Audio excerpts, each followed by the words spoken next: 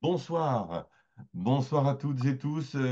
Merci d'être toujours présents pour ce dernier atelier Raconte-moi de la saison. Bien évidemment, nous nous retrouverons à la rentrée et nous allons finir en beauté puisque ce soir, nous allons finir en compagnie de Françoise Sagan. Voilà. Alors, voici c'est Françoise Sagan, sa signature aussi, et quelques-uns de ses livres, parce qu'elle a véritablement le génie des beaux titres, hein. Un peu de soleil dans l'eau froide, etc. C'est absolument magnifique. Alors, elle est née le 21 juin, donc elle est née demain. Si on veut son anniversaire, c'est demain, donc on est bien dans les temps.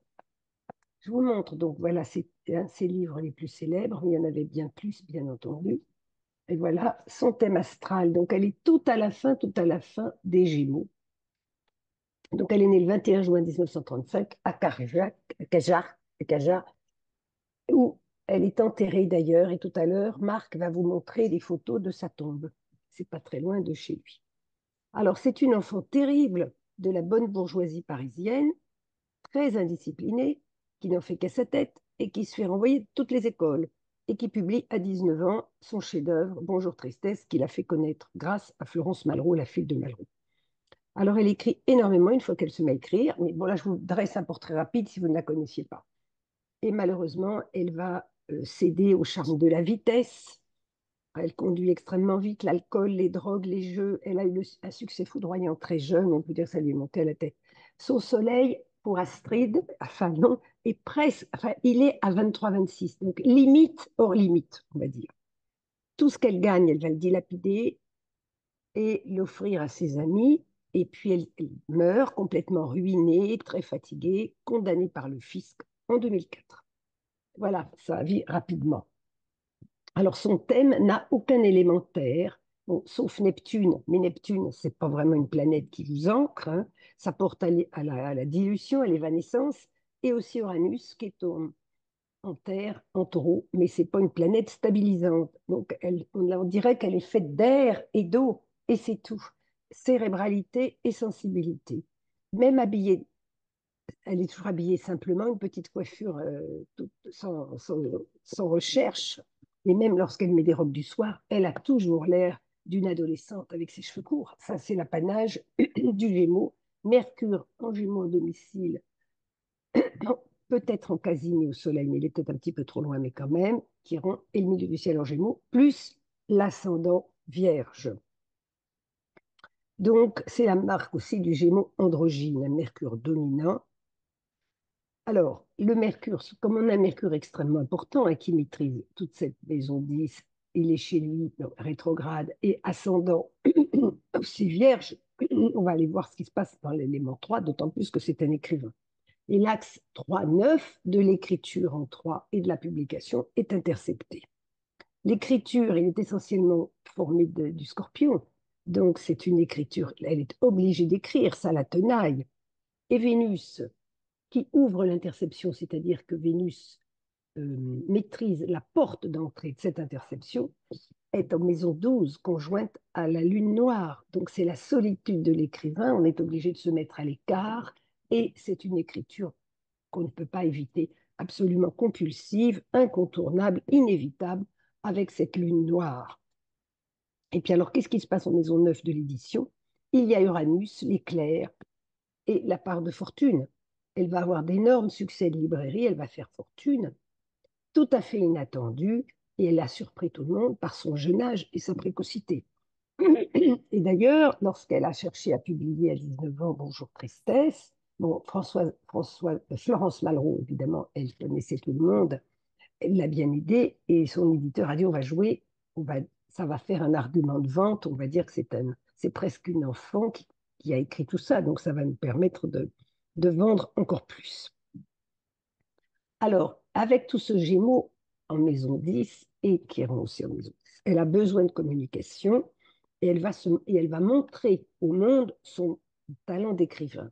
C'est aussi ce qui va tenter de la guérir, ce Chiron en Gémeaux. Alors, évidemment, Chiron en ce moment est très à la mode, mais lorsqu'on lit Lise Green, elle recadre un peu et elle dit que Chiron, c'est notre étincelle divine perdue. Et c'est une blessure inguérissable.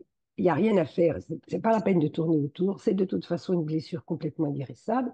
Et le signe où elle, Chiron, c'est notre monde idéal. Lorsque nous étions divins, notre monde idéal, donc pour elle, il était fait d'écriture et de paroles et de communication. Voilà ce que ça veut dire.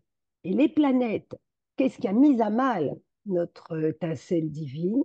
C'est représenté par les planètes qui sont au carré de ce Chiron. Et donc, chez elle, ce monde divin où on peut écrire et être reconnu, puisque c'est en maison 10, y avoir un succès euh, public, on va dire, eh bien, ils sont Chiron. Qu'est-ce qui met à mal ce qui a fait descendre de son état divin et de son idéal divin? C'est carré de Saturne, c'est-à-dire c'est le mur de la réalité, et elle l'a écrit elle-même. Elle a écrit l'écriture me permet un pas dans le réel, un monde contre lequel buter. Autrement, elle n'avait pas de limite, elle n'avait pas de repère. Je vous ai dit, il y a très peu de terre dans son thème avec des planètes qui ne sont pas ancrées, à part cet ascendant vierge, mais l'ascendant, ce n'est pas une planète. Et donc, au moins, l'écriture, par la discipline que ça exige, ça lui permettait un mur contre lequel buter. Donc, c'est réellement ce carré à Saturne et aussi carré Neptune. Et là, le carré Neptune, c'était une soupape contre les douleurs dues à la morphine, puisque je vous raconterai plus tard qu'elle était addicte à la morphine, les drogues et l'alcool. Et donc, cette échappée avec ce Neptune à l'ascendant, on est un poète, et probablement qu'avec ses titres magnifiques et son écriture fluide, elle est un poète aussi, une artiste, et aussi une personne qui cherche à s'échapper d'une façon ou d'une autre. Alors, on sait de quelle façon, elle sortait beaucoup la nuit et elle buvait. Alors, c'est aussi entre Neptune et Saturne, son Chiron n'a pas une chance. Hein. Et donc, c'est ces planètes-là, en mauvais aspect à Chiron, qui participent à la douleur absolument inguérissable d'avoir perdu son statut d'immortel. Donc, elle oscillait entre le besoin d'écrire, absolu, ici, et la nécessaire discipline, ici, la purification par l'écriture, et l'obligation, la culpabilité, cette opposition Neptune-Saturne avec la Lune, la culpabilité de s'adonner aux drogues et aux fêtes nocturnes. Parce elle écrivait un peu l'après-midi, enfin elle écrivait l'après-midi, elle sortait toutes les nuits, on la voyait à Montparnasse avec tous les intellectuels de l'époque, alors c'était 1950, hein, après la guerre, et elle buvait toute la nuit, elle s'enivrait, et ensuite elle se couchait tard le matin, et elle écrivait l'après-midi. L'après-midi, elle vaquait, comme elle dit, elle vaquait, elle sortait, puis elle écrivait. Alors, Mercure, le maître d'ascendant, ici, tellement important, il est rétrograde. Où est ma place demande-t-elle. Je dois écrire avec ce Mercure, mais à quel prix? Et il va redevenir direct à 13 ans. Alors, je ne sais pas si elle n'a pas dû s'assagir à l'âge de 13 ans, probablement pas, mais elle a dû prendre conscience qu'il lui fallait écrire. Elle est très appliquée à son ouvrage avec l'ascendant vierge. Elle cherche la perfection dans le style tout à fait ciselé, la minutie et la sobriété. Mercure, là, bah, est trigone à la Lune, donc elle va être capable d'exprimer ses sentiments et elle s'adonne complètement tout entière à l'écriture. À l'excès, on pourrait dire, elle a cette lune en maison 6, ça signe les gens, on dit workaholic, c'est-à-dire des gens qui travaillent sans arrêt. Et d'ailleurs, elle disait, je ne suis bonne qu'à ça, je ne sais rien faire, absolument rien faire, qu'écrire. Et elle écrit, enfin, si elle ne sort pas, elle passe tout son temps à écrire. Cette lune est en poisson, sextile à Uranus, ici, inspirée, dynamisée, elle nourrit ses écrits, là. Et puis, elle a un trigone qu'elle envoie à Mercure. Donc, elle va aider depuis sa maison 6, depuis le labeur quotidien. C'est une charge d'écrire comme ça tous les jours. Ça va nourrir son écriture. Elle ne peut pas rester inactive. À ce moment-là, elle sombrerait dans la sensiblerie avec Neptune et trop d'empathie aussi. Vous voyez, il y a ce risque-là. Alors, Saturne, il est juste sur la pointe de la maison 7.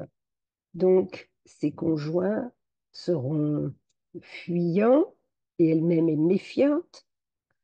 Elle est très exigeante dans ses relations de couple et de partenariat avec ce Saturne. Mais en même temps, il est en Poisson, elle aimerait bien mettre un peu d'ordre dans le chaos. Elle écrit par à-coups, dit son fils, Mercure est sextile à Uranus. Quand ça la prend, allez, on y va. Mais cet Uranus lui-même maîtrise le quotidien, hors norme et parfaitement irrégulier. En même temps, elle écrit tout le temps, mais elle n'a pas une vie, on va dire, classique, hein, puisqu'elle est dehors toutes les nuits. Enfin, elle est dehors la nuit, elle écrit quand elle n'est pas dehors, et les après-midi, elle vague, c'est-à-dire qu'elle achète, elle se promène. Alors, on retrouve, grâce à cet Uranus qui envoie un sextile à la Lune, un besoin absolu d'indépendance, de liberté et d'innovation, à la fois dans son œuvre et quand elle était enfant à l'école, on ne pouvait rien en tirer puisqu'elle s'est fait renvoyer de partout où elle allait. Il envoie aussi un sextile à cette conjonction, c'est l'écriture par à coup et c'est le génie de son écriture. Une opposition à Jupiter, où est ma place? Je suis obligé d'écrire, voilà où je devrais me sentir bien, mais ce Jupiter est rétrograde. Il y a un carré exact à Vénus. Ah non, il n'est pas exact. Je ne sais pas pourquoi j'ai vu ça, je me suis trompée. 4, oui, j'ai confondu. Un, 2, 3. Oui, je me suis trompée. Vénus n'est pas à 4, Vénus est à 14. Donc c'est un carré un petit peu trop large et aussi un sextile à la Lune. Également un trigone à l'ascendant. Ça, elle aurait peut-être été une bonne astrologue avec le trigone à l'ascendant. Elle est parfaitement iconoclaste, rebelle et évidemment hors des sentiers battus.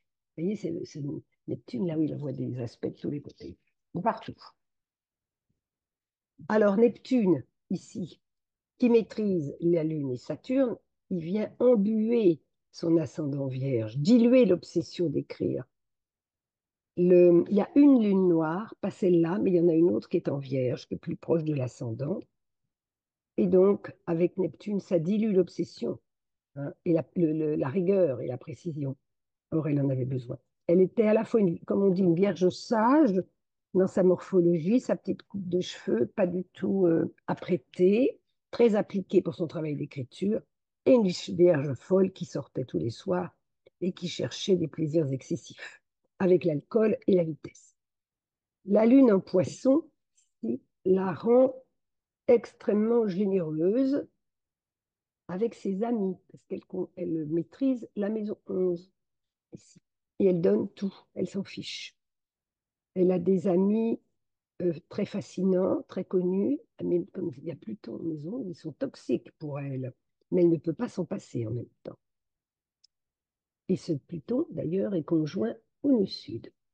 Donc elle a besoin, c'est comme si elle se refaisait à chaque fois dans le cercle de ses amis qui sont pas tellement. En tout cas, elle a dépensé tout son argent avec eux. Alors que son nœud nord, ici, son nœud nord, c'est l'écriture, la sobriété, la solitude de l'écrivain avec le Capricorne, la porte vers la sobriété et la discipline, évidemment, de l'écrivain. Et donc, vous voyez, il y a maison 5 des créations. Elle a eu un fils unique, Denis, je crois, Denis Westhoff, qui a été très chéri, très entouré, très aimé. Elle a pris son rôle de mère extrêmement au sérieux. Elle a fait tout ce qu'elle pouvait avec lui. Alors, la maison 12, pardon, contient Vénus et cette lune noire. Vénus qui aime les scandales, carré à Jupiter, elle s'en fiche, elle n'en a rien à faire de rien. Hein, puisque déjà à l'école, elle s'en moquait complètement d'être mise à la porte. On dirait que ça lui fait un peu plaisir de faire des scandales, mais avec panache toujours. Hein, obligée, obligée de- à la fois de montrer de la reconnaissance avec cette lune noire en 12 et d'avoir des amours secrets, libres et non conventionnels. Elle aime les belles personnes, Vénus en Lion, et les choses raffinées, bien sûr. Mars, alors, elle a eu 2 ou 3 maris, et après, ben, elle était déçue. Alors finalement, elle avait une amie. Et Mars est en balance, donc elle vit son homosexualité avec Vénus en 12, sans aucune ostentation et sans aucun prosélytisme. Mars, Vénus maîtrise aussi cette maison 2. Et dans la maison 2, ici, nous avons la porte invisible. Vous savez, la porte invisible, l'axe des portes, c'est-à-dire le mi-point entre euh, Saturne et Uranus. Donc, ici, c'est la porte visible en 8 et la porte invisible en maison 2. Elle maltraite son corps à boire comme elle boit et euh, avec Mars, qui est dans cette Mars, elle met de la porte visible, mais il se retrouve conjoint à la porte visible. Alors, du coup, c'est très compliqué. Quand ça pourrait être bénéfique, du coup, ça devient pas bénéfique. Vous voyez, c'est compliqué pour expliquer, et même pour elle, c'est paradoxal. Mars qui est sextile à son propre maître, et Mars qui envoie un quinconce à Saturne en poisson. L'argent, parce que c'est la maison 2, c'est l'argent, lui file complètement entre les doigts, la sextile à Saturne en poisson. Même si elle avait voulu se montrer raisonnable. De toute façon, rien n'a. Et ce même Mars, ici, conjoint à la porte invisible, il maîtrise le bélier qui, qui est la porte d'entrée, enfin, essentiellement l'axe intercepté ici de 8. Là où on va renoncer aux choses. Le taureau-scorpion, c'est l'axe 3-9 des études et du savoir. C'est Scorpion en maison 3 et ce Jupiter rétrograde, c'est une élève très rebelle, comme je vous ai dit. Et c'est pour Uranus en 9 qui va calmer le jeu et lui faire faire des études supérieures, évidemment. Alors, son soleil, je vous ai dit, il est presque hors limite. Il a 23-26 et il est parallèle à Pluton, donc il est parallèle de déclinaison à Pluton et au nœud lunaire. Donc, elle se renouvelle sans arrêt, elle frôle la mort, hein, quand ça aurait pu être son diminutif. Elle n'écoute qu'elle-même et elle a été, euh, elle ne suit qu'elle. Et donc, elle ouvre une brèche, si on veut, avec ce Pluton ici, dans le conformisme des années 50. Et elle fait scandale. Uranus, oriental par rapport au Soleil, il signe son génie. Et on ne sait pas, enfin, on peut toujours mesurer, mais enfin, la planète la plus élevée, c'est ce Soleil hors limite, ou c'est Uranus qui finalement envoie le plus d'aspects à tout le thème. Le Gémeaux, ici, je l'ai déjà dit, mais c'est l'ingéniosité intellectuelle et sa puissance mentale. Alors, dans son œuvre, elle est uranienne et mercurienne dans son œuvre, et neptunienne dans tous ses excès, la drogue, et saturnienne avec ce qui la retient et toutes ses peurs. Et elle a le génie de la musique des mots, hein. Alors, c'est peut-être cette lune ici, en poisson. Alors, je vous ai dit, avec sa porte invisible en maison 2, en balance, il n'y a pas d'équilibre dans dans- les valeurs ne sont pas, elle sait pas où elle en est avec ce Mars, c'est toujours des excès. Et du coup, elle a beau gagner énormément d'argent, elle ne va pas le garder et elle va finir complètement ruinée. Elle va être, euh, comment on dit, attaquée, si on veut, par le fisc. Elle n'aura plus rien du tout. Mais elle va laisser un héritage extrêmement important, littéraire, grâce à Chiron, en génie ici, et en mésodie, sa destinée professionnelle. Alors, la porte invisible en balance, elle pollue la maison du couple, la balance, et des partenaires. Et elle parasite évidemment le maître de cette porte invisible, c'est-à-dire Vénus en maison 12. Surtout que Vénus est conjointe à la Lune noire. Ça en rajoute encore sur le sens des valeurs, la valeur qu'elle a d'elle-même. Pourquoi abîmer autant sa santé, se perdre dans l'alcool et aussi risquer toujours sa vie avec la vitesse. Alors, je veux me relier, elle dit cette Vénus en lion, dans l'intimité, mais avec toujours beaucoup de panache. Alors d'ailleurs, sa vie amoureuse fut très chaotique et passionnée. Alors le drame de sa vie, si on veut, c'est son goût de la vitesse, parce qu'elle a eu en 1900, je l'ai mis là, en 1900, en 1957, ici, elle a eu un très très grave accident et elle a eu un accident dont elle a failli mourir et pour calmer ses douleurs, on lui a beaucoup donné de morphine, ce qui a entraîné une dépendance. Donc ça a nourri ce Neptune à l'ascendant. Voyez, voilà ce qui s'est passé. Alors, pour aller, je vous ai parlé des portes invisibles, et pour guérir, essayer de guérir cette porte invisible, il faut qu'on utilise le maître de cette porte invisible, c'est Vénus. Mais la porte visible qui pourrait nous aider, c'est Mars. Mais Mars, il est coincé dans la porte invisible. Donc, du coup, c'est le serpent qui se mord la queue. Elle n'arrive pas à se sortir du, du chaos, de l'alcool et des drogues. Alors, on pourrait céder, évidemment, du Chiron aux Gémeaux. C'est ce qu'elle a fait puisqu'elle a écrit et qu'elle est devenue célèbre. Mais nous avons toujours ce carré apex, Neptune, Saturne. Alors, je vous ai expliqué ce que c'était Chiron chez les Screens. Au moment, alors ça, c'est la parution de Bonjour Tristesse. Voilà, cette date-là, c'est le jour où est paru Bonjour Tristesse, qui fait un grand scandale. Tout le monde se l'arrache parce que c'est absolument scandaleux, tout ce qu'elle a écrit. Ça choque et ça suscite en même temps l'envie et la jalousie des autres auteurs. À ce moment-là, Uranus et le nœud sud, d'ailleurs ensemble, transitent son nœud sud. Donc c'est bien le scandale et la surprise. Et Neptune, au moment de la parution de Bonjour Tristesse, où est Neptune, il est là, et il fait un carré aussi encore au nœud sud natal. Encore, donc c'est comme si elle savait écrire et elle savait que le scandale allait arriver. Et Saturne fait un carré à Vénus, à sa Vénus. Encore pour mettre de 2 et de 9. Donc attention, les tentations et les chutes qui vont s'en suivre. Le 3 avril 57, c'est ici, Mars arrive ici et il transite Chiron en réactualisant, si on veut, ce carré à Neptune et à Saturne. Et là, gravissime accident de voiture, elle a failli y rester.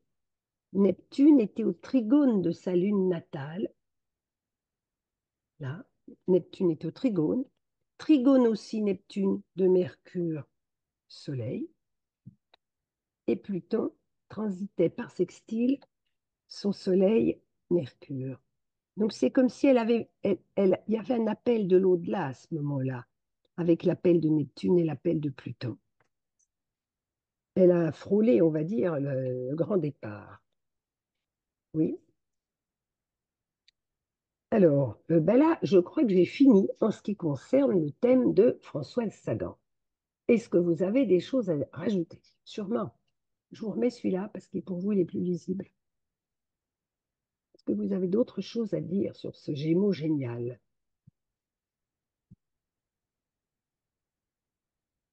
Non?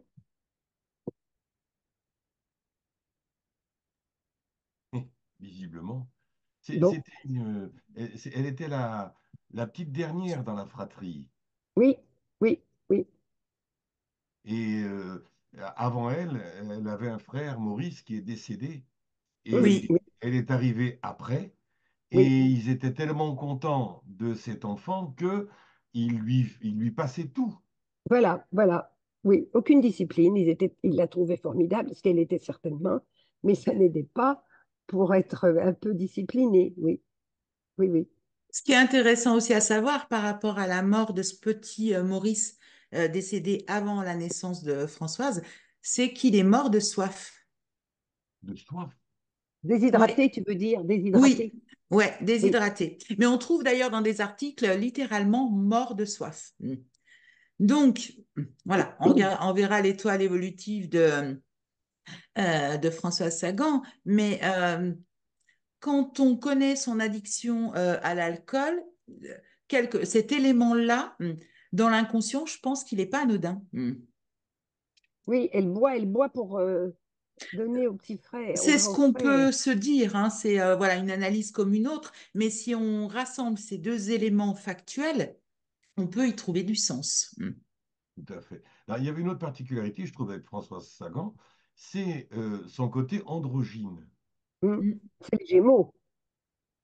Hein. Elle avait un côté androgyne qui, à l'heure actuelle, peut nous paraître tout à fait naturel, mais qui, à l'époque, était là aussi, on parlait de précurseur, hein, mais c'était quand même précurseur pour l'époque. Oui, parce que dans ces années-là, c'était le style Jackie Kennedy, avec un petit sac à main et une jupe droite. Et elle s'habillait avec rien, quoi, un pantalon, et puis elle n'est pas coiffée, quoi, si on veut, par rapport à l'époque. Maintenant, elle n'est pas choquante du tout, bien sûr. Mais oui, pour son époque, c'était tout à fait. Ben, c'est cet Uranus qui mène. Hein. Moi, je trouve qu'avec tous les aspects qu'il a, Ouais, il mène la danse, si on veut, cet Uranus. Et tout ce Gémeaux. On a une grande enveloppe aussi. Qu'est-ce qu'elle... Une enveloppe fermée en dessin planétaire.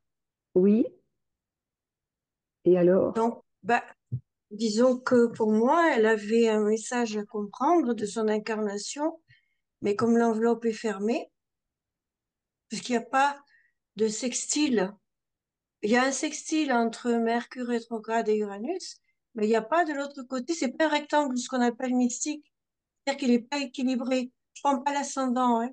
Uniquement Neptune opposé à Saturne, Lune, et Uranus opposé à Jupiter. Hein. Et cette grande enveloppe, normalement, dans un dessin planétaire, ça signifie qu'elle aurait eu quelque chose à comprendre de ces deux oppositions, qui normalement se résolvent par les trigones et par les sextiles qui sont de chaque côté pour faire le grand rectangle.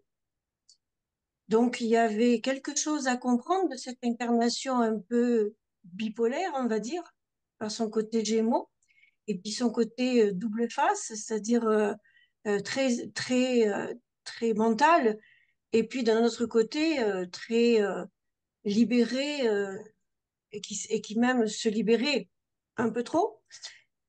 Euh, L'enveloppe est fermée.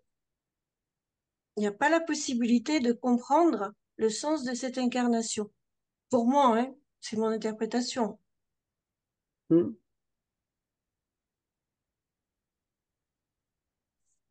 Il y a Alexandre qui dit bonsoir, la maison 5, représentant entre autres les divertissements, ne pensez-vous pas qu'elle se devait de structurer, d'organiser et de vivre sagement avec sérieux et parcimonie ses divertissements et loisirs?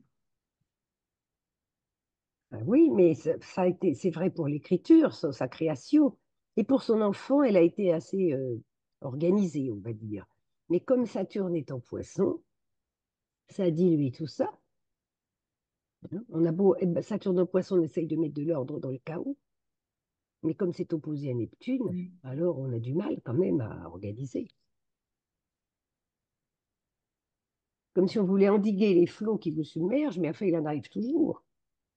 Moi, j'ai entendu dire que justement, elle écrivait de façon compulsive, mais elle ne Oui, structurait jamais rien et elle n'a pas fait grand-chose au niveau de ses écrits. Elle aurait pu beaucoup plus si elle s'était structurée. Mais elle écrivait, puis bah voilà, c'était comme l'alcool, comme les jeux, comme tout, ça passait et et ça très passait. vite, et aussi très vite. Enfin, Bonjour Tristesse, elle l'a écrit en un mois ou 6 semaines, enfin très très rapidement. Oui. Voilà. Et puis c'est des petits livres, c'est pas très épais, hein. Mais enfin, c'était un jet formidable.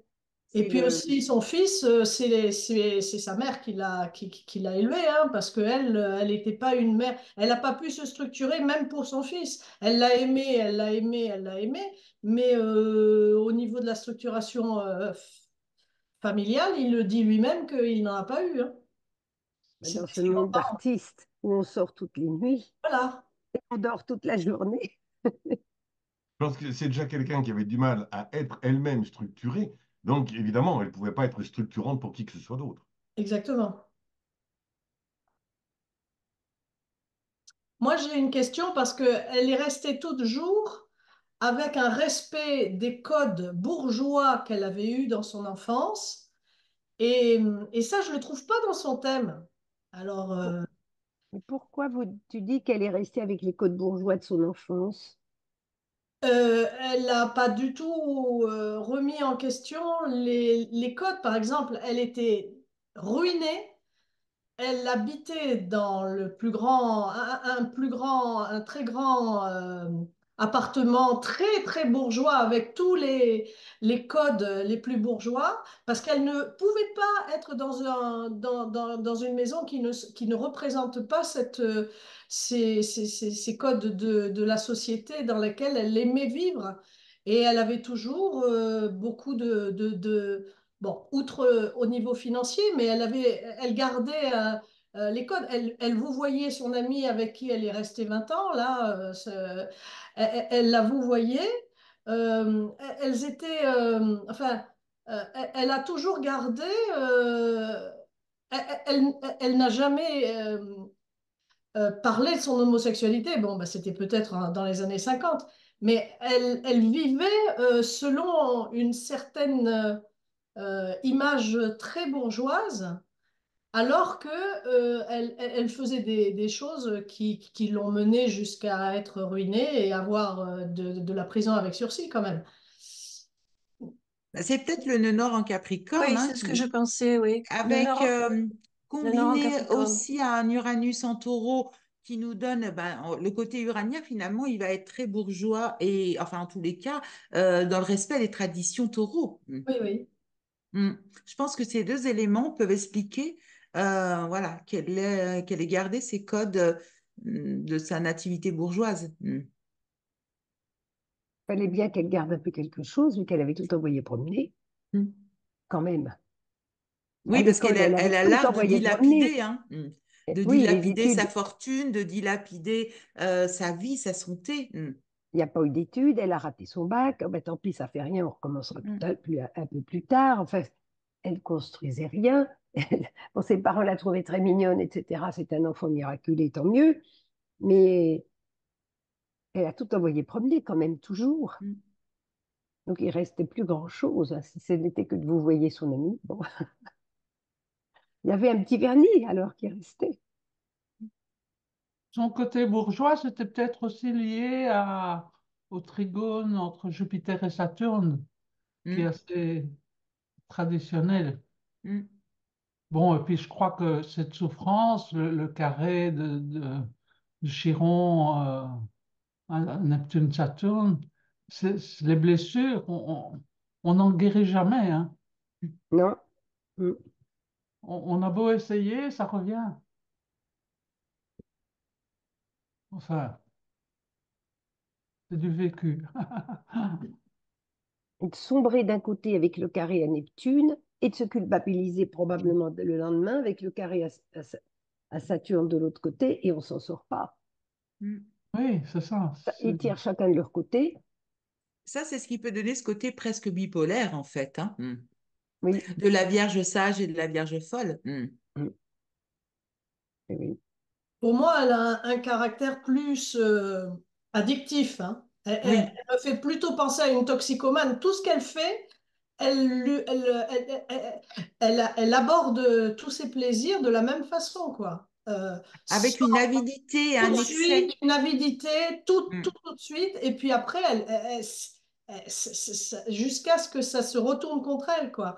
Autant la vitesse, tout, la vitesse, les jeux, on n'en a pas parlé, mais elle s'est fait, Oui, les elle a casinos, dû oui. se faire interdire de jeu, et après, elle est partie à Londres, et elle a joué à Londres alors qu'elle était interdite en France. Enfin bon, ce qui était extraordinaire, c'est sa mise en danger d'elle-même et des autres, puisque quand même, elle a mis en danger, enfin dans le scandale qui a fait sa ruine, elle a quand même joué en signant Mata Hari.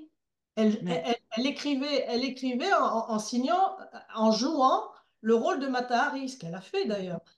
Et donc, moi, je trouve que c'est surtout ce côté-là addictif qui m'explose dans la figure, quoi. Elle n'avait pas conscience d'elle-même. Elle n'avait pas du Alors, tout conscience de qui elle était. alors, qui elle est et la valeur qu'elle a d'elle-même, c'est la 2 et c'est la balance et c'est C'est la porte Vénus invisible. carré à Jupiter aussi. Et conjoint à la lune noire. Il faut que je joue, il faut que j'y aille, il faut que je sorte tous les soirs, il faut que je me saoule jusqu'à plus soif.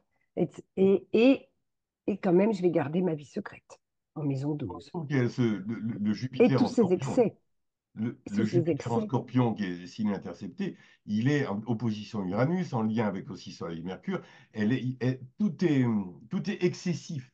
Oui, Tout est excessif. Quand elle fait quelque chose, elle le fait à fond. C'est-à-dire que quand elle prend la voiture, elle roule à fond. Quand elle boit, c'est l'ivresse. Enfin, elle vise l'ivresse. Enfin, je veux dire, tout est excessif. Il n'y a pas de demi-mesure. C'est vraiment le côté scorpion qui supporte pas le tiède. C'est tout ou rien. C'est les extrêmes, quoi, de suite. Et puis, dire, il est où repousser tout le temps le mur des réalités. Le mur des réalités, le mur de briques de la réalité, c'est Saturne. Il est carré Chiron et en poisson.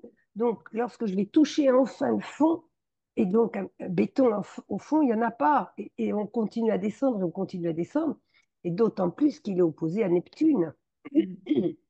À la fois cette opposition Saturne-Neptune et le double carré à Chiron et Vénus carré Jupiter, mes valeurs, je vais toujours aller au bout et je vais tester jusqu'où je peux aller.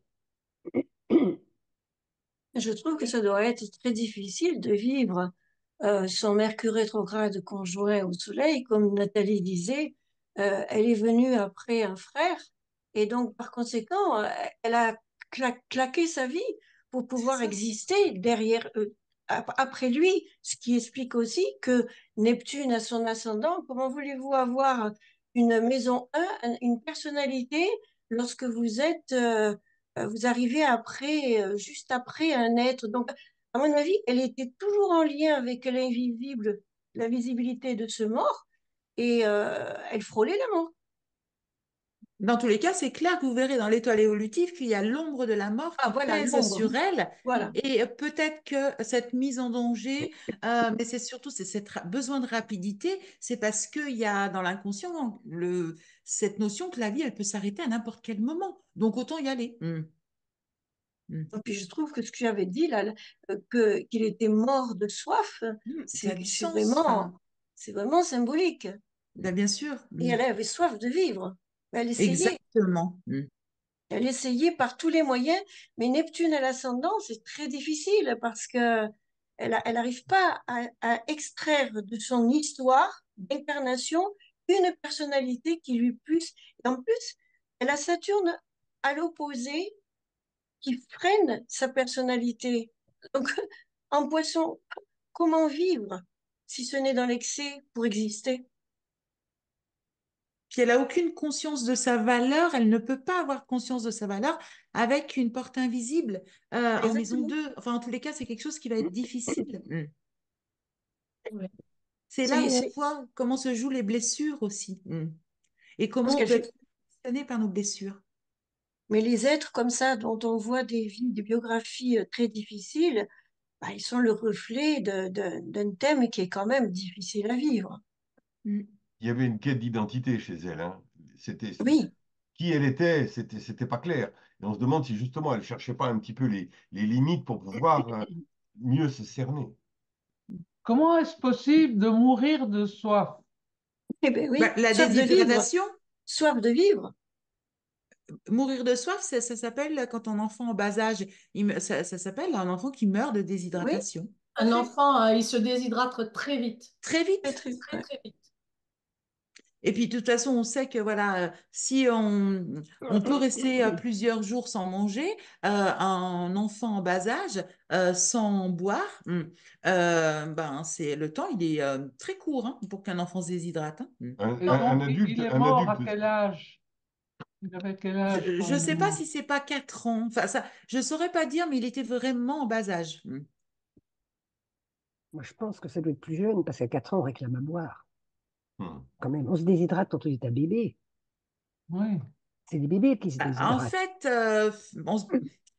oui, on va se déshydrater plus vite quand on a un bébé, effectivement, parce qu'on ne peut pas demander à boire. Mais il suffit, comment dire, d'une diarrhée, etc. Un Mhm. enfant, Exactement. même à 4 ans, se déshydrate très, très Une vite. insolation, même une insolation. Ouais, alors j'ai Oui. plus de souvenirs exacts par rapport à cet événement, mais je crois que c'était en été, effectivement, et Ce ça qui, peut arriver très vite, même à 4 ans. ce Et qui moi, explique son soleil conjoint à Mercure, là, Oui, l'insolation. complètement. moi, ce que je vois alors avec ce que vous dites sur le frère, je comprends pourquoi, peut-être, enfin, c'est une interprétation qui n'est que de moi, euh, que les parents aient laissé faire Françoise, mais dans tout ce qu'elle a fait, on lui a toujours dit bravo. Peut-être qu'ils avaient aussi la culpabilité, elle lui est tombée, elle est tombée sur les épaules de Françoise, mais par la génération au-dessus, quoi. Hein, parce que si le petit est mort déshydraté, il y avait quand même une culpabilité des parents. Ben, je trouve que c'est vraiment intéressant ce que tu dis, Brigitte, parce que effectivement, quand on connaît l'histoire des gens, de ce qu'ils ont pu vivre comme traumatisme, ça explique beaucoup de choses sur lesquelles on pourrait avoir un jugement trop hâtif. Et ce qui est important, c'est toujours cette recherche de compréhension, parce que les choses, elles se font jamais sans rien. Elles sont tout le temps la conséquence d'une histoire consciente ou inconsciente. Mm.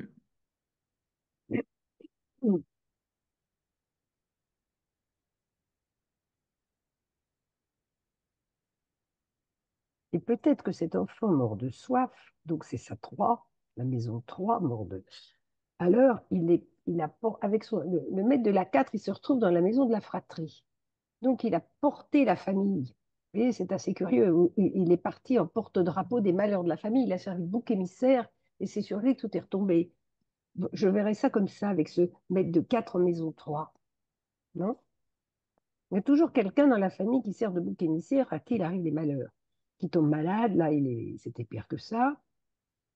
Et donc, le frère, c'est comme un porte-parole de la famille. Et elle était encore avec ça. Et c'est elle qui portait ça encore en plus. Puisque on est devant son thème à elle. Vous voyez, le frère, il est dans la maison 3.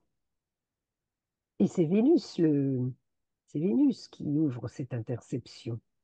La pointe de 3 est en balance. Et cette Vénus, elle est en 12, conjointe à la lune noire. Il faut que j'écrive et que je relève la tête avec le lion pour parler au nom de mon frère, qui lui-même portait la famille. Hein? On pourrait dire ça.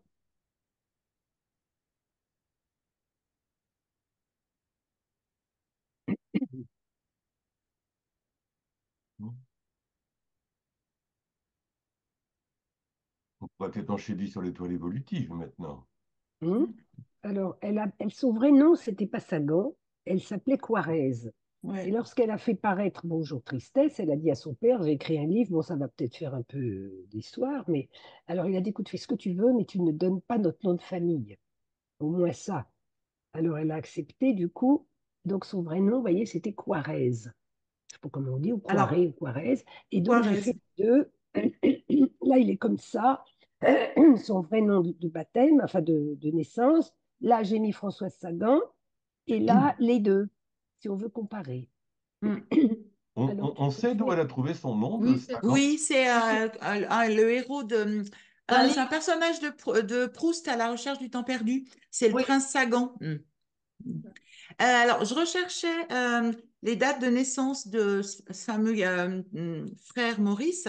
Il est mort effectivement, comment dire, à 4 mois, parce qu'il est né le 31 août 1926.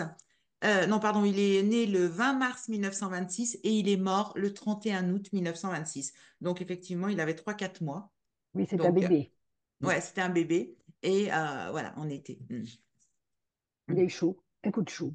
Alors, Ouais. tu préfères quelle image? Là Ben, où on moi, je compare comme préfère ça, Françoise Quarez parce que, la première, parce avec le thème, avec le ouais, thème. voilà, sa Voilà. véritable identité et pas son Oui, pseudonyme, même si dans tous les cas, l'étoile de Françoise Quarez propose 2 fois l'arcane son nom au poste 12 et au poste 17. On sait que dans une étoile, quand on a 2 fois le même arcane, c'est une dualité. Donc, c'est une problématique en quelque sorte. Et donc, 2 arcanes sans nom, bien sûr que ça vient nous parler d'une problématique d'identité qui peut expliquer aussi justement sa bisexualité, parce que finalement, elle n'était pas que, enfin, elle était homosexuelle, mais elle était aussi bisexuelle.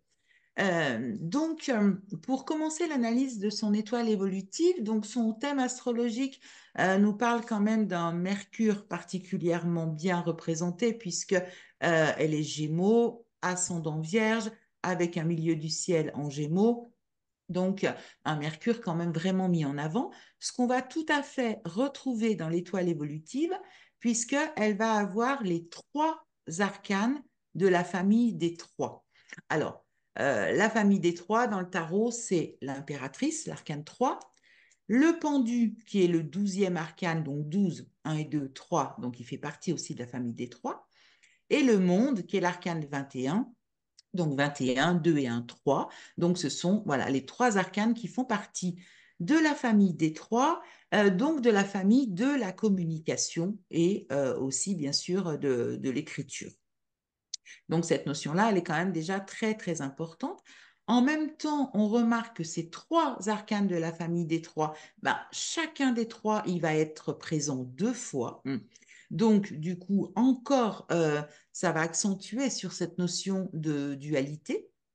D'ailleurs, voilà, elle a nombreux arcanes en double qui nous indiquent quand même pas mal de choses comme si elle était venue régler différentes choses, parce qu'à chaque fois qu'on a 2 fois le même arcane, ça nous propose vraiment un travail sur la thématique de cet arcane. Alors, généralement, moi, j'aime bien commencer l'étude d'une étoile par le poste 3, puisque le poste 3, c'est bien répondre à la question pourquoi je suis revenue en incarnation. Donc, on a l'impératrice. Donc, cette impératrice va être extrêmement puissante. On va parler du coup le langage des astrologues et se dire que l'arcane 3 dans le poste 3, eh bien, cette impératrice, elle est en domicile. Donc, elle trône vraiment avec ses plus grands atouts. Et l'impératrice, c'est un des arcanes de l'écrivain.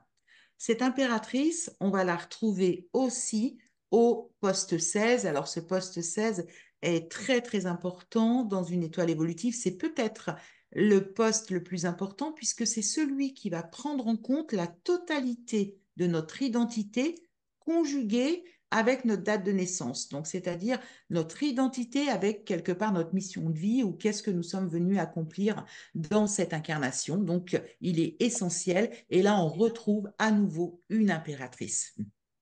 Donc, ce besoin d'écrire, et quand elle dit qu'elle savait faire que ça, mais voilà, elle savait le faire aussi divinement bien, puisque de toute façon, elle était revenue en incarnation pour ça. Donc, le poste 5 qui est à côté, lui, va nous indiquer plutôt comment je dois vivre mon incarnation. Et là, on a un ermite. Cet ermite, on se rend compte que dans l'étoile, il y a 3 ermites. Donc, c'est toujours quelque chose d'important quand on a une répétition de 3 fois le même arcane, parce que c'est vraiment un besoin essentiel et c'est quelque part, il nous est demandé de venir porter l'énergie de cet arcane à son plus haut degré. Et l'ermite, c'est quoi? Eh bien, l'ermite, c'est avant tout la solitude, c'est-à-dire le fait, le silence, l'introspection pour venir savoir qui on est, pour pouvoir venir éclairer son intériorité. Et c'est quelqu'un qui, effectivement, avait beaucoup besoin de solitude, beaucoup besoin de nature aussi, puisque l'ermite, quelque part, c'est notre vraie nature et c'est en lien direct avec la nature. Françoise Sagan, c'est quelqu'un qui aimait beaucoup la nature. D'ailleurs, elle allait se ressourcer dans la nature, mais peut-être qu'elle ne s'est pas autorisée ou elle n'a pas choisi de vivre suffisamment de moments seuls avec elle-même, puisque justement, on a 2 mondes aussi. Le monde du poste 14, le monde du poste 9, et c'est quelqu'un qui avait toujours besoin d'avoir du monde autour d'elle.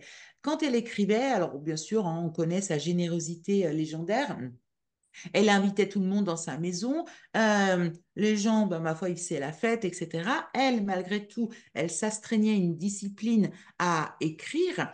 Mais bon, dans ces moments d'écriture, bien sûr, comment dire, elle était seule, mais il y avait toujours du monde quand même enfin, il y avait souvent du monde avec elle. Donc, voilà, là aussi, on voit cette dualité entre le besoin de solitude de l'écrivain et puis en même temps, j'irais presque sa recherche désespérée de compagnie. Alors, par rapport à la thématique dont on parlait, c'est-à-dire par rapport à ses addictions, elle se voit très nettement au poste 2 puisque le poste 2, c'est un poste de manque, comme le poste 4 d'ailleurs.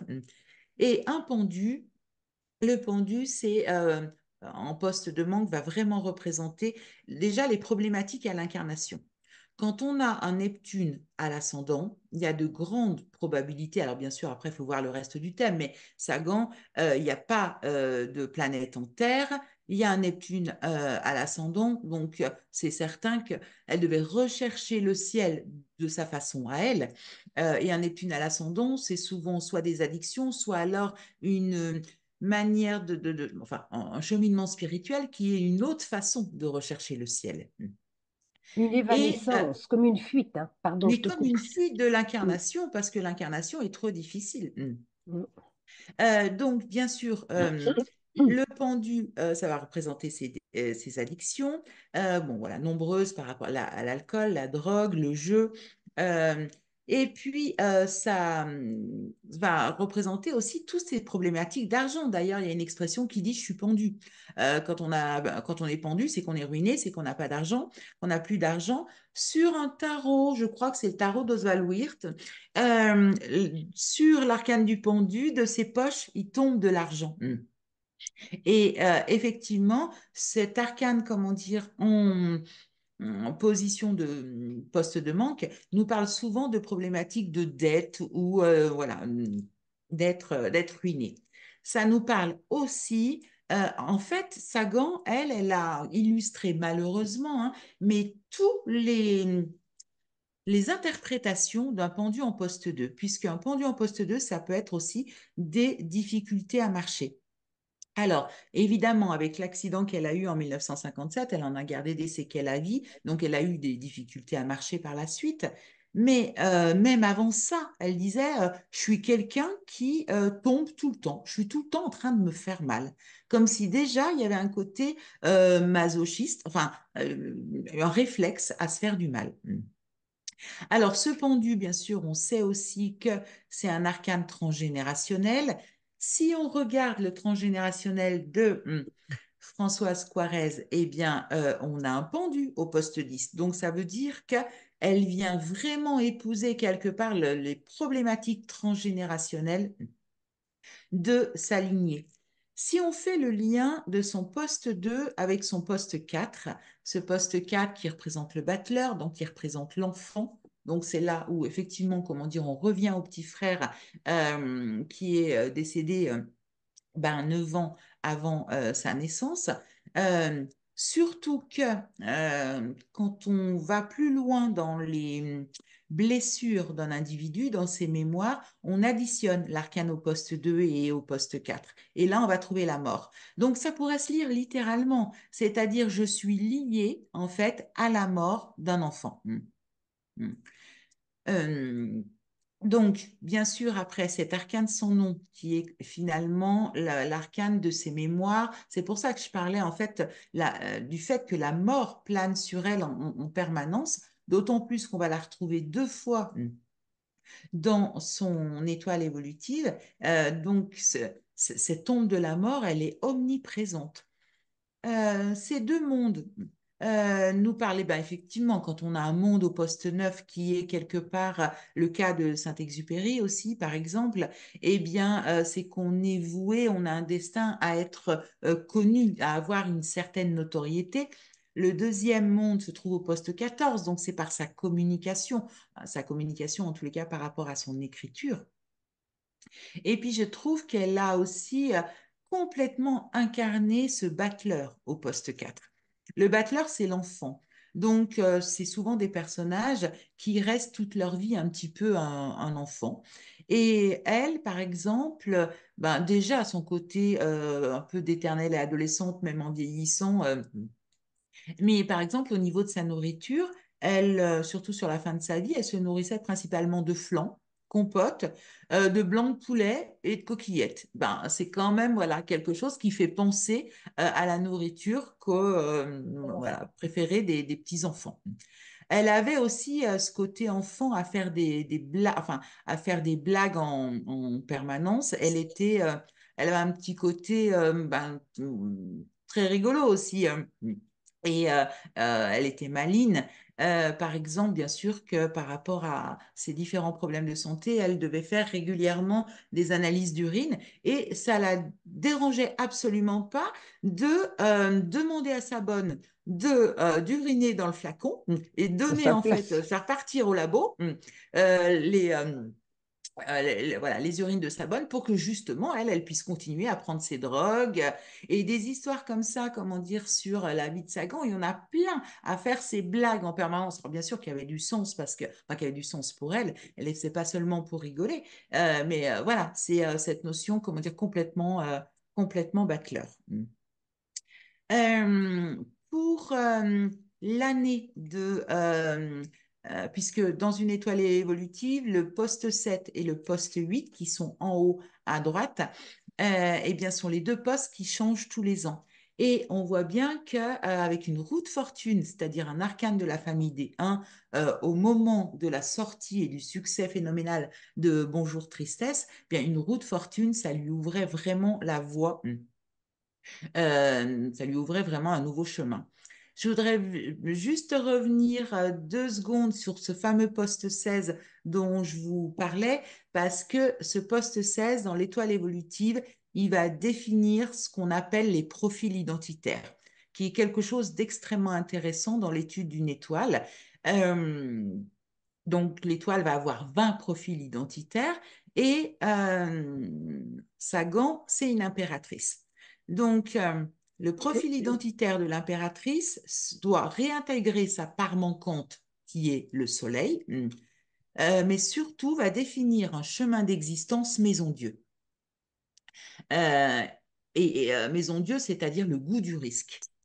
Et c'est vraiment la vie de Sagan, le goût du risque.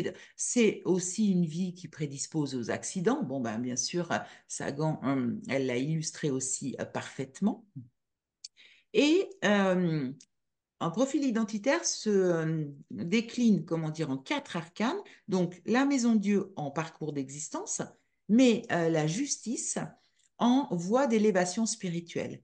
Donc, ça veut dire que pour réussir son incarnation, ce qu'il aurait fallu, c'est ben, justement cette justice qui d'ailleurs est au poste 13, c'est un peu plus de mesure.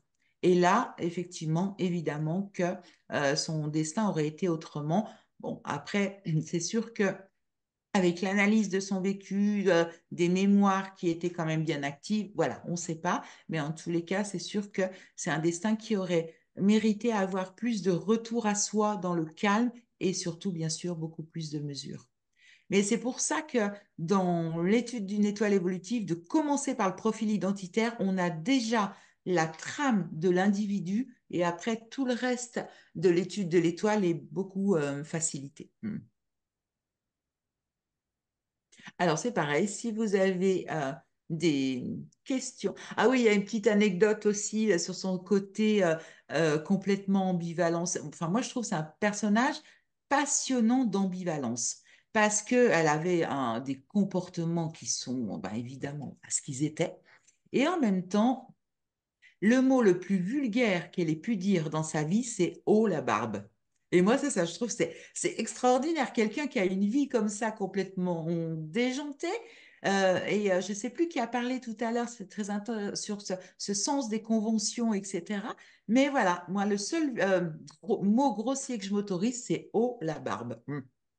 Nos rappeurs de maintenant seraient effarés du manque d'imagination. C'est Bon, ça, l'ascendant vierge qui veut de mais du oui, il a qui veut de la retenu aussi. perfection. Oui, Ouais, complètement. Est-ce que mais vous les avez... valeurs balance de raffinement. Ouais, Oui, tout oui. à fait. Est-ce que quelqu'un a vu cette blague que lui a faite Pierre Desproges? Il est venu, il a joué le rôle d'un journaliste qui venait l'interviewer, mais un journaliste complètement Mm, perdu complètement, qui finit par lui demander je vais pas bien, est-ce que vous avez de la tisane? Et elle est adorable, elle est plus oui. que gentille. Elle se met à la place de ce journaliste perdu. Mm, Et là où n'importe qui aurait dit, écoutez, bon, ça va, on va pas faire l'interview, alors ne me faites pas plus perdre mon temps. Elle l'a pris en charge comme une maman Et C'est c'est ça. trop drôle, c'est vraiment... Alors que lui, moi, je suis gênée quand je vois ce sketch. Je suis gênée parce que c'est lui qui va au-delà de ce qu'il peut demander, de ce qu'il peut faire, quoi. Et elle n'a pas du tout de problème à accepter l'autre dans sa différence. Mais vraiment, Ah, mais c'est touchant. complètement.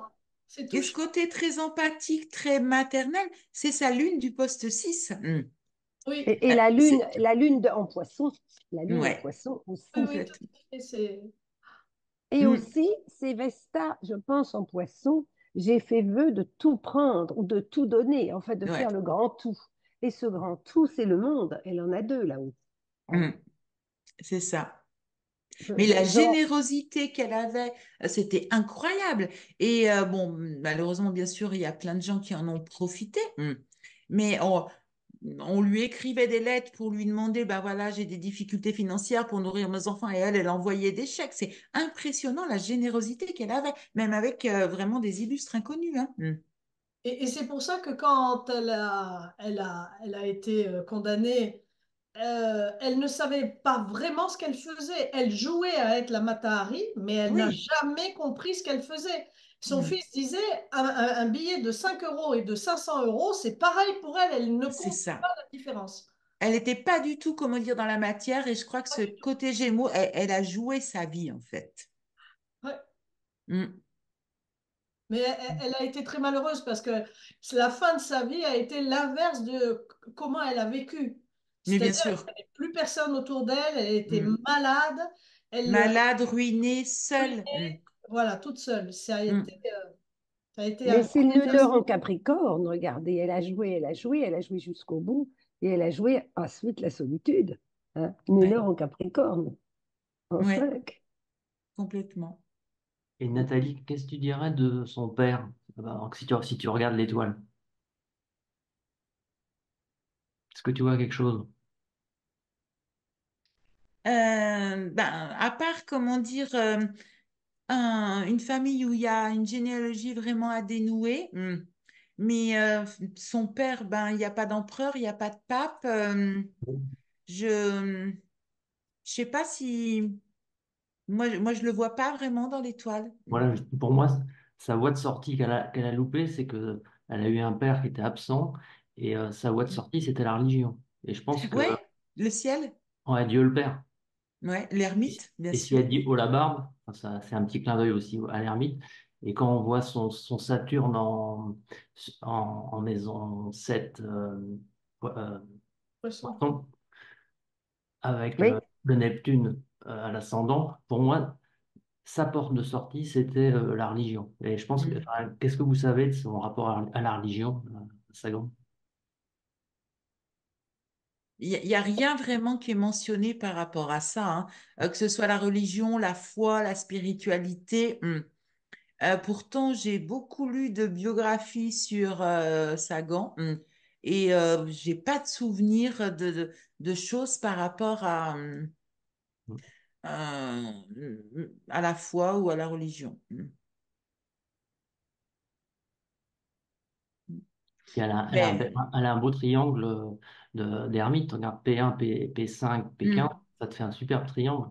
Et si, complètement. et si tu fais la somme, ta petite technique là, des postes 1 plus 5 plus 15, et ben tu reviens à 21 au de monde. toute façon, c'était Ouais. pas quelque chose dont elle allait parler. De toute manière, parce que la religion, c'est la 9, le maître, c'est Mars, et Mars est en balance, son propre maître, c'est Vénus en 12. Donc c'était une chose parfaitement privée. Ça va avec l'époque, de toute manière, et puis elle n'allait pas étaler ça, hein, avec cette Vénus en... Enfin, toute la maison 9, c'est Taureau, mais sa porte d'entrée, c'est Mars, qui est déjà Mm. encore sous la domination de Vénus. Et c'est en 12. Donc, rien à dire, Ouais. je dirais ça. C'était sa vie, personnelle, intime, en 12. Vous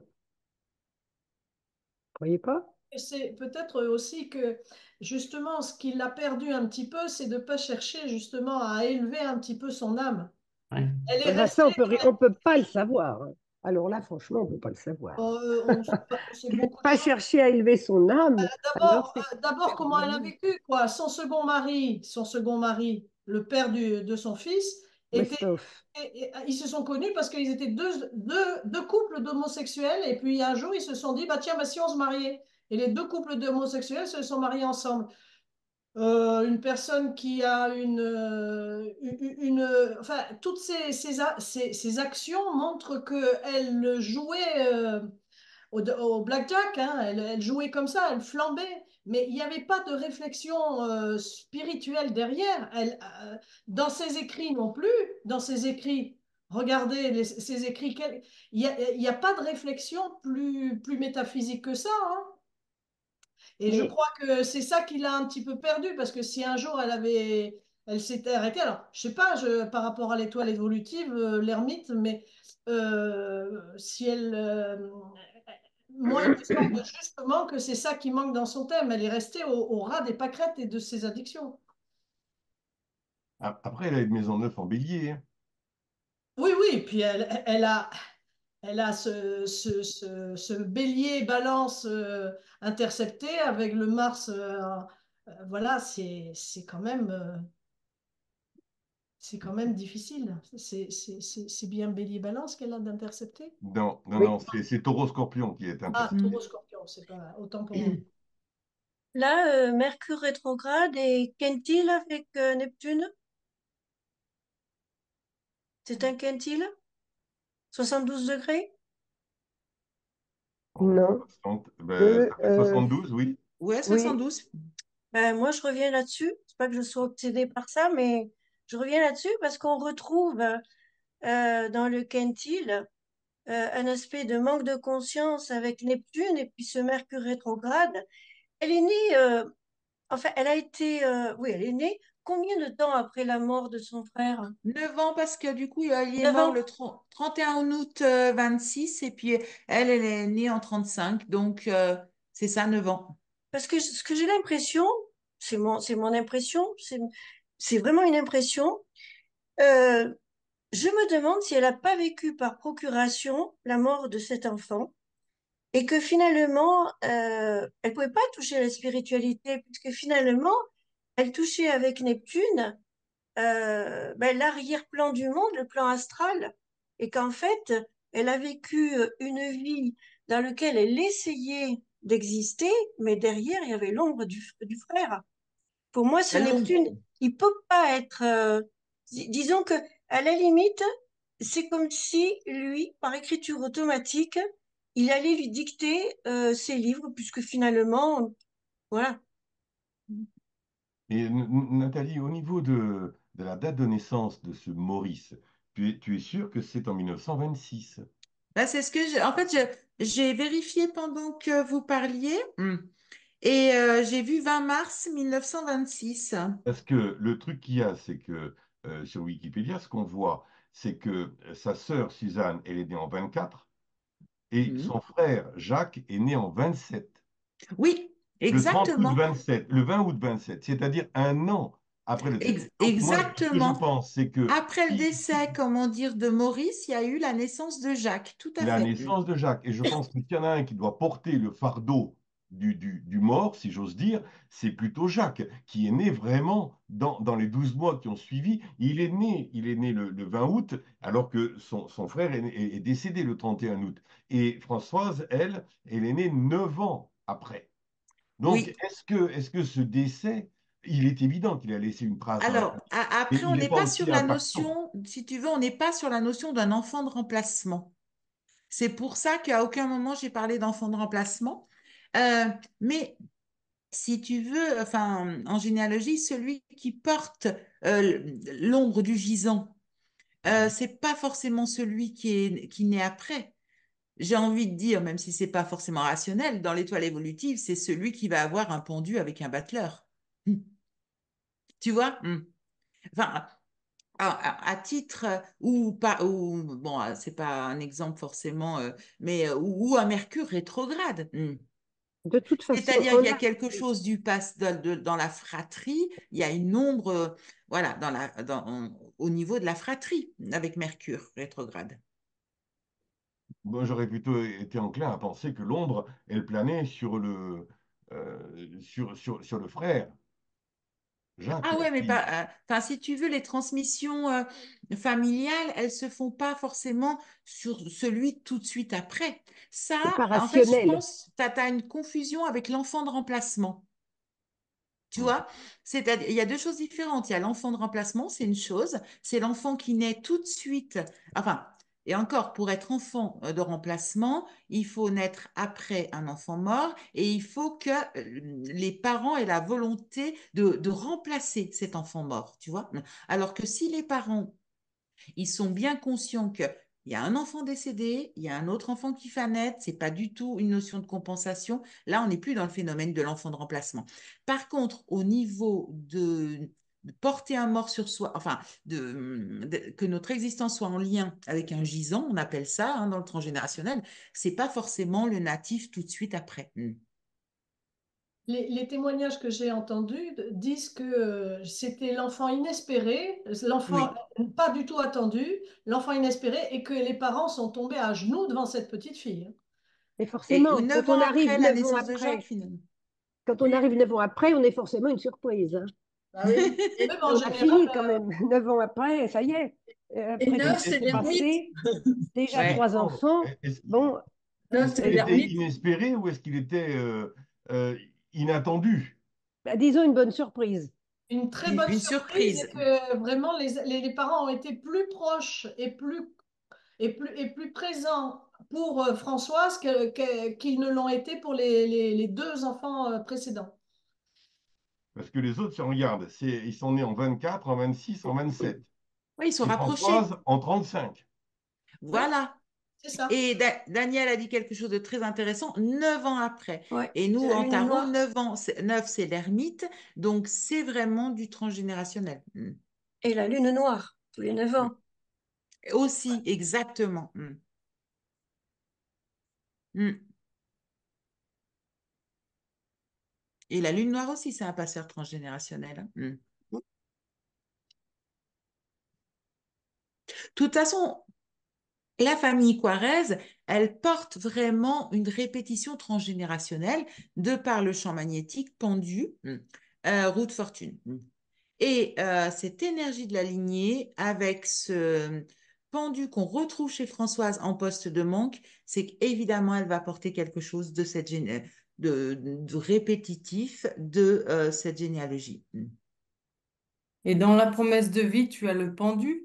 Exactement, tout à fait. Et en lien avec le P4, tu disais pendu et avec le battleur, ça fait justement ce que tu disais. Exactement, Céline. J'avais noté effectivement de parler de cette promesse de vie, mais comme c'est un arcane secret, mais c'est exactement ça. Son engagement d'âme, c'était de venir dénouer un nœud transgénérationnel. Et Complètement. en clé de guérison, elle a la roue de la fortune. Donc soit une répétition, soit elle prenait les choses en main. Moi, la prochaine fois, c'est toi qui fais le raconte-moi. Non. Mais bravo, franchement, je suis hyper Et, touchée, Céline. C'est et- exactement ça. et dans l'accomplissement de l'œuvre, eh ben, elle a encore l'ermite. Oui, exactement. Tout à fait. Mm. Céline a fait juste un module de l'étoile évolutive et elle est capable de nous parler de tout ça. Je suis touchée. Alors, il faudrait voir si en prenant sa gant, elle échappait à ça, ou si elle résolvait quelque chose en changeant de nom, puisqu'elle a changé de nom, Elle a changé hein. de nom. Elle a Oui, changé de nom on et son destin regarde, a été celui de Françoise Quarez. oui, on Alors, regarde ce que ça donne. Et ouais, bah, de voilà, toute façon, hein, on ne changera c'est pas là la que ça change. périphérie, hein, puisque... Non, Alors,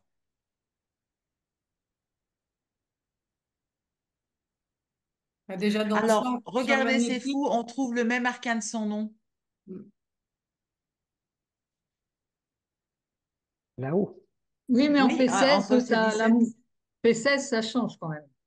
Ouais, c'est l'amoureux. Alors, Et on la retrouve bien dans l'amoureux, puisque elle a écrit quand même de très belles citations voilà, qui parlent d'amour quand elle nous dit Je n'ai jamais aimé quelqu'un sans l'aimer encore après.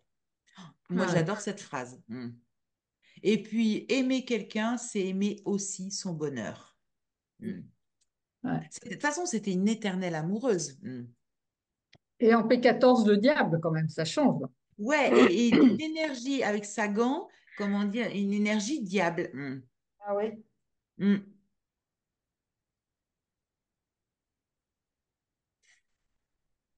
Et dans le champ magnétique du pouvoir, c'est le pouvoir maîtrisé dans le Ouais, foyer c'est ça, c'est le familial. pouvoir maîtrisé. Ben, tu vois, on peut l'interpréter, ce chariot, ben, comme l'accident de voiture, par exemple, aussi. Mm. Mm. Et même un petit peu dans la famille, un petit peu le diable, et on choisit soit la lumière ou le démon, et peut-être que le démon a pris plus le dessus dans, Ouais. dans sa direction, justement. Mais justement, est-ce que c'est pas, puisque nous on connaît souvent que Sagan, est-ce que c'est pas le ressenti qu'on a en regardant l'étoile de Françoise Sagan? Tu vois ce que je veux dire? Là, c'est pas son. Là, c'est un peu différent. C'est pas Ouais, sa généalogie. Tu as raison, c'est pas sa ouais. généalogie, Sagan. Tu Ça vois, C'est représente pas sa lignée. Oui, non, ça mais je veux dire représente. que c'est l'image qu'on a ce soir. Enfin, certaines personnes la voient comme un qui n'a pas su gérer sa vie, d'autres comprennent le problème et tout ça. Justement, est-ce que ça peut pas donner ce sentiment-là? C'est l'image qu'on a peut-être plus de Sagan. ouais. Enfin, certaines personnes, hein, on n'est pas tous Bien obligés sûr, d'avoir l'image sociale, tu veux dire? Enfin, l'image, ouais, l'image. l'image. On voit plus le diable, on voit plus. Alors, tu vois, on pourrait. De toute façon, moi, j'ai beaucoup de mal avec les pseudonymes. C'est pour ça que moi, c'est chaque fois, comment dire, le nom de jeune fille. Et même si on me dit, ouais, mais ça fait 60 ans que je suis mariée, que je porte le nom de mon mari, moi, je reviens toujours, en fait, à l'origine.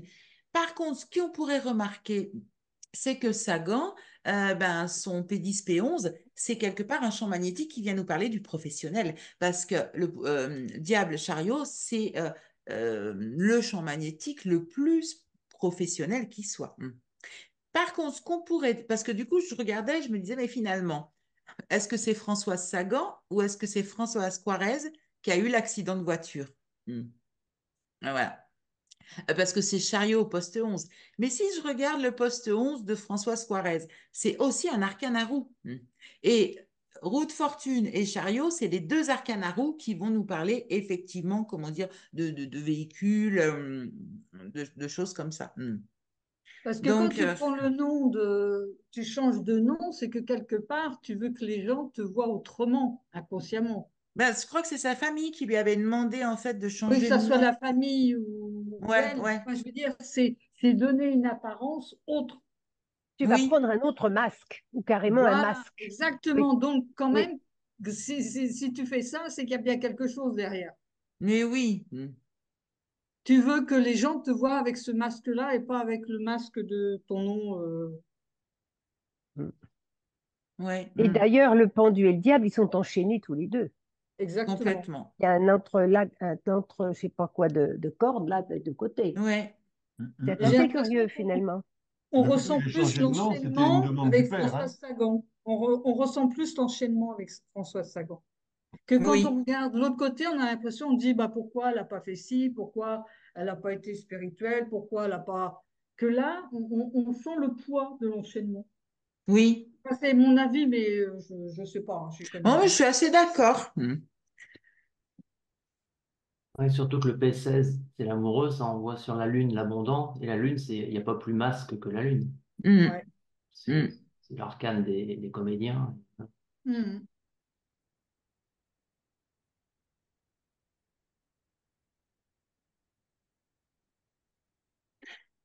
Mais dans tous les cas, c'est troublant quand même de voir que les deux, l'arcane le plus haut, c'est l'arcane sans nom, l'arcane de la mort, enfin, et l'arcane de l'identité, qui me fait penser, voilà, que de toute façon, quoi que tu fasses pour éviter tous les chemins que tu puisses prendre pour éviter ton destin, tu finis toujours par le rencontrer. Ben, c'est sûr, ouais, ben, c'est sûr.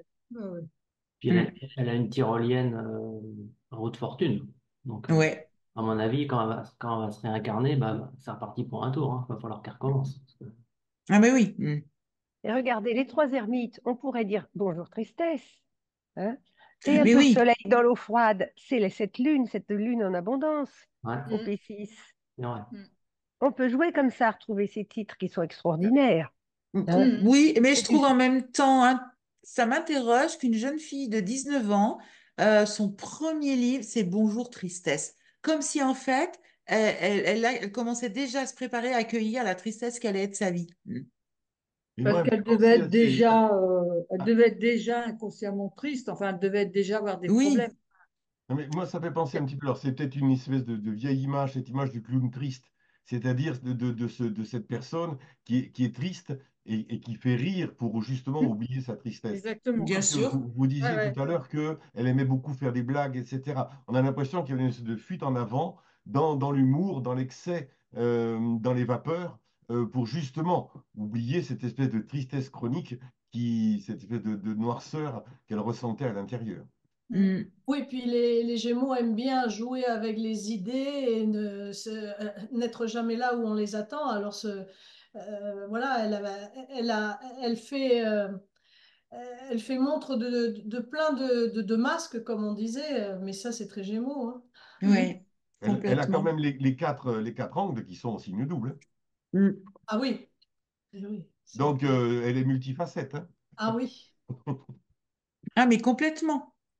C'est un personnage insaisissable quelque part. Mm. Mm. Bien, je pense qu'on a fait le tour. Mm. Mm. Très intéressant. voilà, c'est notre dernier tour de l'année, Petit tour de l'année, de la saison. De la saison. de la saison. Qu'est-ce que je veux dire? Est-ce que ça vous intéresserait de voir un petit peu la tombe de Françoise Sagan? Ah oui, oui, oui, oui, oui, Hein? oui, reprends les manettes. Alors, paraît-il, c'est la tombe de ses parents aussi. Alors, de ses parents, ça, on va voir. On va voir. Qu'est-ce que je veux dire? Voilà. Est-ce que tu pourrais arrêter le partage d'écran, s'il te plaît? Catherine. Elle est partie. Catherine elle est partie. Bon. Eh ben, écoutez, hein, voilà. Euh, Ah, Alors, elle remet ses oreilles. euh, Tu m'as parlé? du coup, oui. Est-ce que Mm. tu peux... Arrêtez le partage. oui. Oui, voilà. Parce que Alors, j'étais allée attends. ouvrir la fenêtre parce qu'il y a du soleil et on ne l'avait pas vu depuis un mois. Alors là, j'ouvre parce qu'il Mais t'as bien raison, t'as bien raison. Hop il fait là. très beau, là, tout de suite. Ici, ici. Voilà. Alors, vous voyez un petit peu, ça, Mm. c'est ce qu'il y a sur la maison Quarez, qui est à Cajar, dans le Lot. Alors, moi, j'habite hein, dans le Lot, et un jour de février 2017, je me suis retrouvé par là-bas, et la curiosité m'a amené ici, devant la maison de Françoise Sagan, où elle est née, où elle a grandi ici, dans cette maison à Cajar, dans le Lot. Et elle est d'ailleurs enterrée pas loin, dans le cimetière de Seuzac. Dans le cimetière de Seuzac, ici, voilà. Vous arrivez là, c'est un petit bout de cimetière à côté d'un petit village complètement perdu. C'est très Euh, petit, ce comment? cimetière. Il a l'air tout petit, ce Ah, cimetière. mais il est à la taille du petit village qui est à côté. C'est ça. Alors, on est en février, donc, mais Mm. elle est là, elle est là-dedans. On pousse le grillage et on arrive devant sa tombe qui est ici.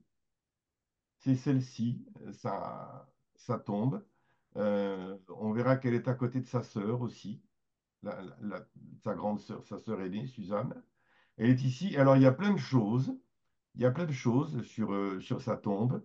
On y trouve ici une sculpture de je ne sais pas qui, un sculpteur que je ne connais pas, mais on y trouve aussi des différents objets qui ont rythmé sa vie.